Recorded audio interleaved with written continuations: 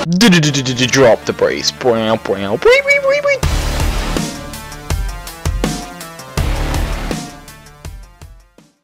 Hey guys, this is Mike here from FullHouseRS, and this is my stealing creation guide that I've been putting off for way too long, and I'm finally going to get it out there. And this is going to be focused on the non-combat side of stealing creation. So what stealing creation is a mini game where it has both combat and skilling parts to it, but since I am just going to be focusing on the skilling part, that is the only part that I'm really going to be talking about. So for a general overview of what stealing creation is, basically you start with a team, and usually they use 2 FCs to get the game started quicker. And then you basically go around and collect what is called sacred clay from harvest points around the map. When all of the harvest points are depleted, the game ends. Now what you do with those harvest points when you get sacred clay is you turn them into items that you then deposit for points, and then at the end of the game, however many points you got, get turned into stealing creation points, which you then use to buy rewards. Now since it's inefficient to run back and forth depositing several items into your base every time, what people tend to do is make stackable items such as runes or arrows or other stuff like that.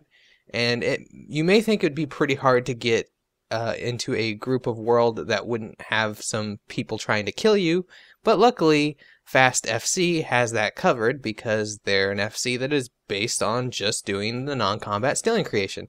And so using this method you could easily get 6 proto tools an hour, which is the main reason why you want to do this minigame. But I'll explain more on that later. There are actually no requirements to play this minigame. However, of course, with higher levels, you'll be able to do more things and get points faster. So, for example, there are classes of harvesting points within the game itself. And all the Tier 2 harvest points require 20, all the Tier 3 require 40, all the Class 4 require 60, and the Class 5 items, which are the highest, require 80.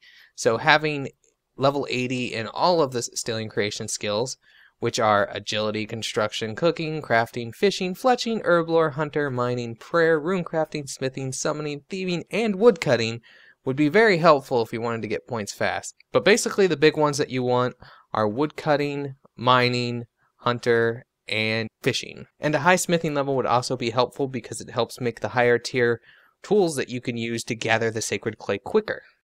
Now I'm going to get into how a typical game goes. But before I do get started, I do want to say that Fast FC has gotten a lot smaller than it used to be, so it's not always possible to get games going.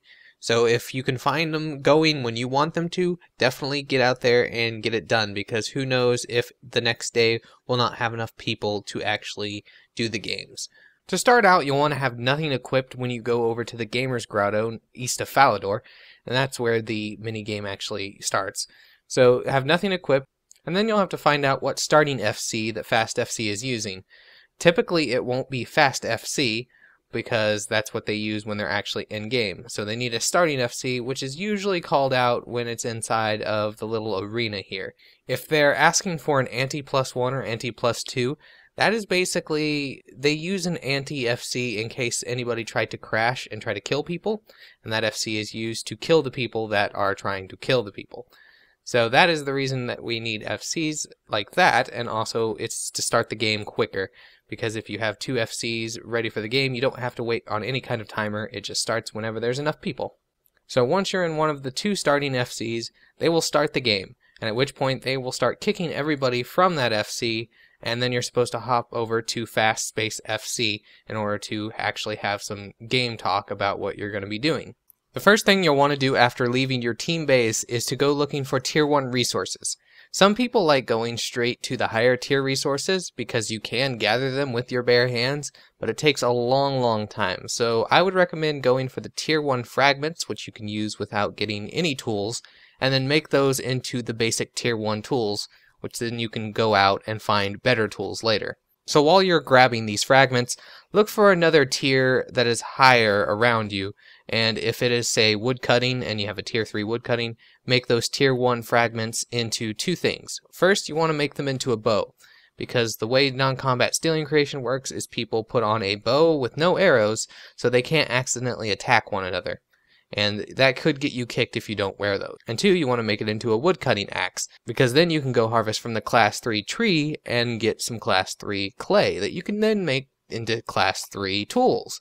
And then with the class 3 tools, you go looking around for class 5 stuff, or 4 if you don't have the levels.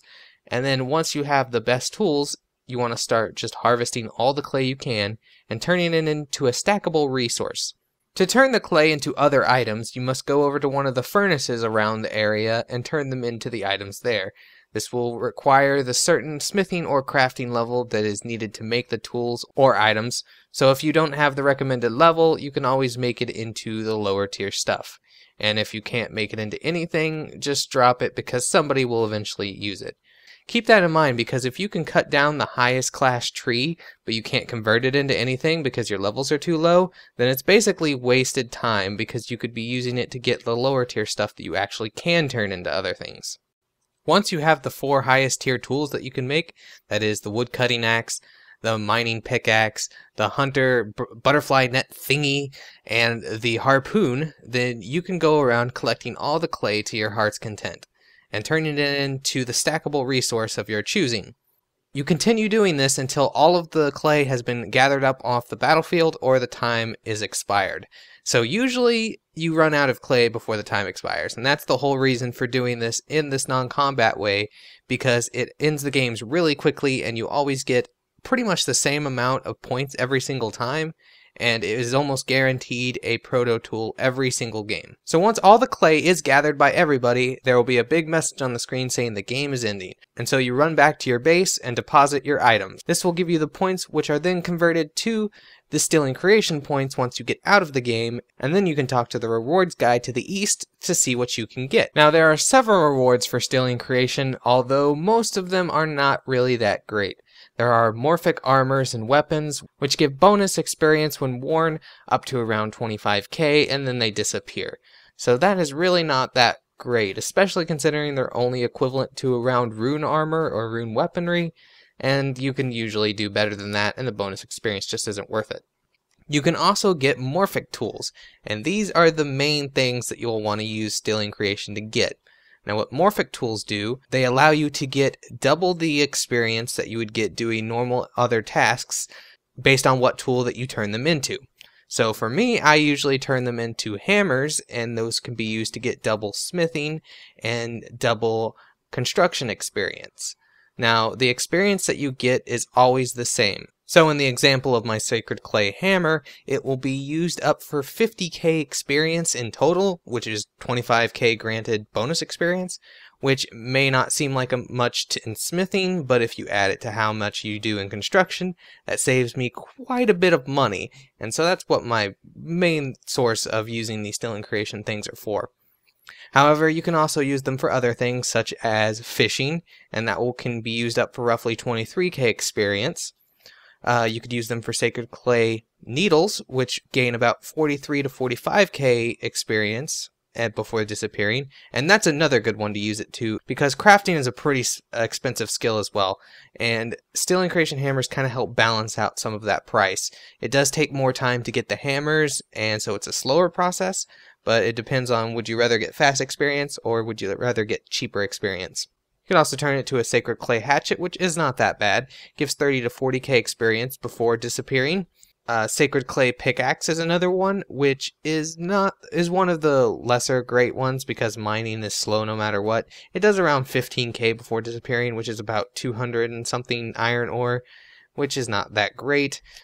You can also do it for fletching knives, which are pretty decent as well. You can create around 76k, or it can actually go up to 100k experience based on the type of bow that you make, and the higher tier bows actually last longer for some reason. Now you can also use it to make a Sacred Clay butterfly net, but I would not do it. This is by far the worst of the rewards from stealing creation, and it only lasts 5,000 bonus experience before disappearing, so just never make one of those.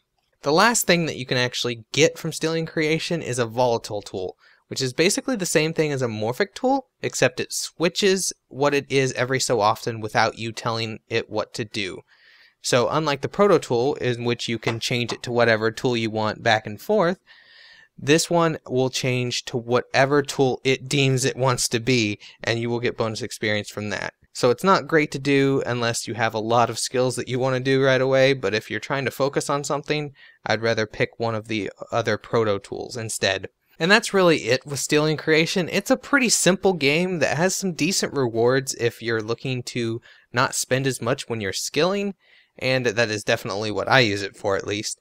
And while this is not probably the most in-depth guide, this will definitely get you started, and it is, once you start doing it, you'll realize that it's not hard at all, and it's something you can easily do without thinking about it very much. It's kinda AFK-able, kinda not, but still a little bit AFK.